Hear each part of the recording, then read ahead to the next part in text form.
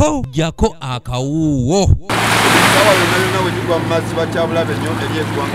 Oluvannyuma lw'obungi bw'amazzi okweyongera ku nnyanja Nalubaale, abantu abawangalira mu kitundu ky'Ekitubulu mu ggombolola y'e Katabi mu disitulikiti y'e Wakiso bali mu bweraliikirivu olw'emiti gy'amasannyalaze egiri mu mazzi okunafuwa nga kiyinza okubaviirako kuwa amasannyalaze gano. Kuva enkuba bwetonnyeddewo ku makya paka ssaawa 2 oluguudo lwawuno Ekitubulu ku nnyanja n'Entebbe lwonna lubadde lujjudde amazzi ng'amazzi gava eri mu mwala gasala ekubo gadde no ku nnyanja.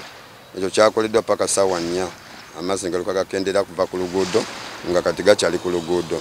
Ate wano ku nnyanja sejje n'ennyanja nga nayo empewo nnyingi ng'empewo yekubira ddala amazzi paka eno waggulu ku lukalu era kati ssaawa zino bwe mutuukidde wano kati ennyanja eno ekakanya obusungu nga bwabadde ku makya si bweri. Okusinziira ku Bob Shabani ng'ono yavunaanyizibwa ku kukuuma obuyonjo ku nnyanja n'agamba nti amasannyalaze gano gagenda ku kisaawe ekyennyonyi Entebbe era nga mangi ddala ekitadde obulamu bwabwe mu katyabaga. Ate n'ekirala wano ku nnyanja kye tulinawo ng'ekyobulabe tulina waya z'amasannyalaze. Ezo waya z'amasannyalaze bannange era tukyebereremu kubanga zitwala ku airport na mu State House.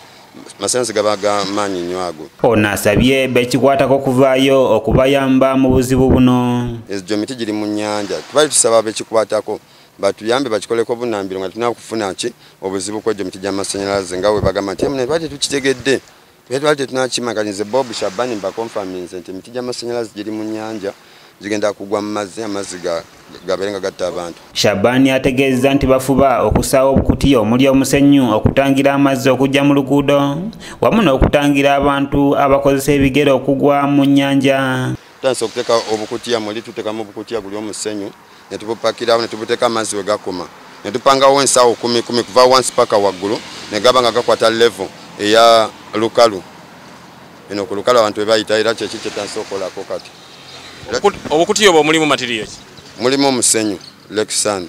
Nakate Aneti ng'ono atunda bimuli mu kitundu kino annyonnyodde obuzibu bwe basanga mu kiseera kino bw'atyo n'asaba okuyambibwako mu mbeera eno. Wasooka musana era nga nsuubira enkuba era ejja kutonnya kubanga twali tulaba amazzi gagenda gakomawo ekyo twali tukisuubira. Gajja buzi ate gajja mangi. Mangi.